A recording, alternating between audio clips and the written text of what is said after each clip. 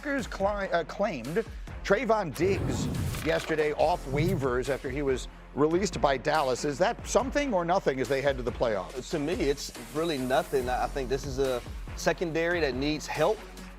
When I think of Trevon Diggs, I think about him getting beat a lot in Dallas right now. So I don't think this is much for the Green Bay Packers moving forward. But help is the operative word, right, Mike T? I mean, their defense is just decimated by injury. Yeah, they were down to 2 healthy corners. I think this is outstanding. Post-trade deadline, hard to improve your team.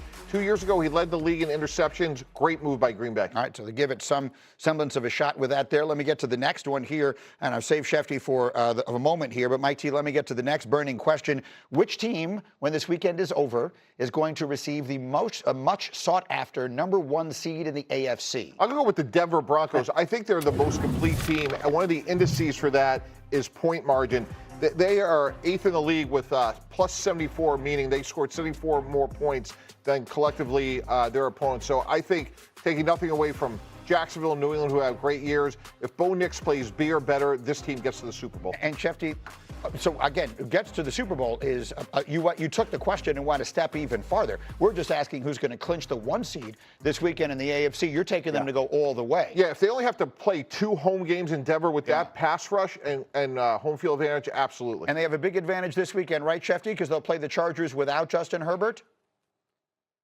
Yeah, the Chargers are going to rest key regulars here. I saw Amari Hampton didn't practice yesterday. That would tell me that they may sit him out with that ankle injury. So there'll be no Justin Herbert. Trey Lance will start. And clearly, the Chargers are using this week as something of a bye week to get rest for key injured players like Justin Herbert. And that's interesting because that really puts New England at a disadvantage. And now it looks like the Chargers will head to New England, resting some of their players, while New England has to play its players to try to see somehow if they can get a win to get the #1 bye. So advantage Chargers and Jim Harbaugh. Okay, so we'll see how they will end up playing that out. It's a funky weekend. It always is this last weekend of the season. So as you make any picks, predictions, wagers, anything else, make sure you keep close track of Schefter and everyone letting you know who it is that's playing and who it is that's not. Now, I want to get to one more item here. Before we get into the who you gots of the world, I want you to hear from Joe Burrow. It's been obviously an up and down season, mostly down for the Bengals and for Burrow, and he's had a lot to say. So here's what he said this week about his expectations for his franchise moving forward. We want to be competing for championships every year. We don't want to be in the spot that we're in now. So something's got to change, whether it's players that we have continuing to improve and get better and playing championship caliber football, or bringing guys in that will, or whatever it may be. Obviously, something has to. So, Schefter, he is sort of making a cottage industry out of sort of these cryptic comments. He said so many fascinating things this year. Yeah. How should I read those words from Joe Burrow yesterday?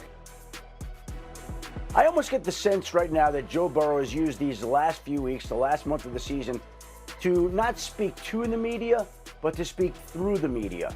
And he has spoken loud and clear, and he has let it be known that he's not happy with the way things have gone in Cincinnati. He expects there to be changes, and it almost seems to me like he's laying it on the line.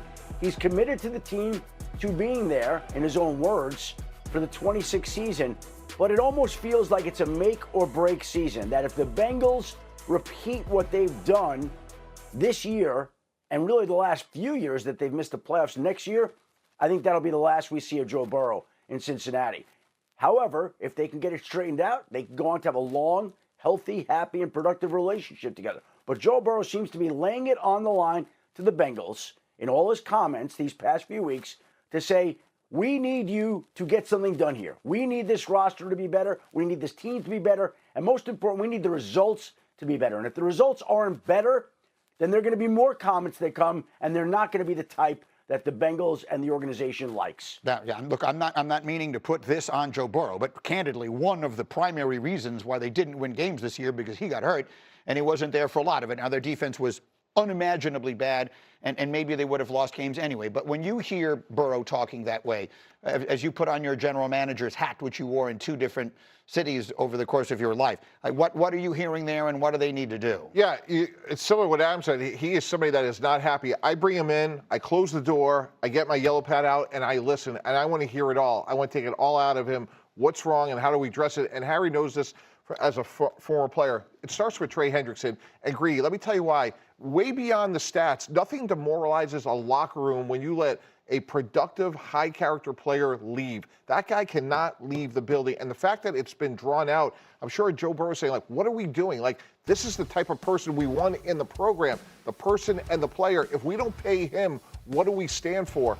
And the other part of it is when those guys leave and you try to cobble it together year to year, you're not building anything sustainable. So I think what Adam said, he's alluding to a much bigger problem down the road, but it really starts with little things like getting Trey Hendrickson signed. And then there's another problem, and you identified this in our meeting this morning, Harry. One of the ways, if you're not going to be a big, look, the Bengals are never going to be like a free spending team. But the most important part of team building is something that they have recently struggled to get right. It's drafting the right players, and I put a lot of this on their front office. When you look at Cincinnati and the players that they've drafted defensively, Greeny, I'm talking about over the last, I would say, 3 to 5 years. Those guys have not been productive for the most part. And I compare it to teams like the Philadelphia Eagles, right, who a lot of their money is on the offensive side, but they've hit on their draft picks. I'm looking at a team in the San Francisco 49ers in which their 2 highest defensive players go out, and you fill those roles with guys who are drafted in 6th and 7th round. Look at the 2 linebackers who lead the 49ers in tackles right now, Winters and Bethune. 6th-round pick, 7th-round pick. So if I'm Duke Tobin, if I'm Mike Brown, if I'm the front office, one of the things you can have is one of the smallest scouting departments across the league. That's not going to get you where you need to be. That's one of the things that probably bothers Joe Burrow to me. So it's all about being able to draft the right players to fit your system, but also developing players. That's something Cincinnati has not done, and I can sense that Joe Burrow is upset about that as well. Is that a place that you're keeping an eye on? And Schefter, I don't mean to ask you to guess on things like this, but is that a place that we're also keeping an eye on the coaching situation going into next week? Well, I think there are questions. I think most people around the league believe that Zach Taylor is safe there. Now, again, this time of the year, you never really know until you get past a certain period or you hear from that organization that a certain coach is safe. But I think the working assumption is that Zach Taylor is going to be back. And let me be very clear. Joe Burrow wants Zach Taylor back. Yeah. So if Zach Taylor isn't back, Joe Burrow is going to be even more upset than he already is.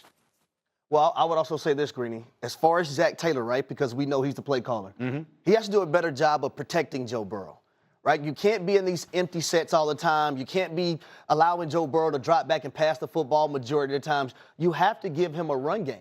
Because if you continuously put him in these situations, we're going to continue to see him getting hurt. And part of that front office, yeah, they've tried to up their offensive line, but they haven't brought in the right guys. So it leads to Joe Burrow getting sacked, it leads to Joe Burrow getting hurt, and it leads to Joe Burrow not playing. And that's something that Rex in particular has been sort of railing about for the longest time, is that they don't do a good job of protecting Burrow, and that maybe that's one of the things that contributes to his history of injury. What's your sense of it all, Mike T? Yeah, no, I agree with that. The old expression, pass the score and run to win, like be a little bit more balanced. And I think you really have to invest in the pass rush, get another corner or two, because as you mentioned, like Quinyon Mitchell was drafted by Philadelphia, not by Cincinnati. But then it is the offensive line because, again, if you can't protect him, it's never going to be sustainable. Okay, so we'll keep an eye on all of that, and we'll see where it all winds up going. So the Cincinnati quarterback question is one that, at least for the moment, doesn't feel like it is active.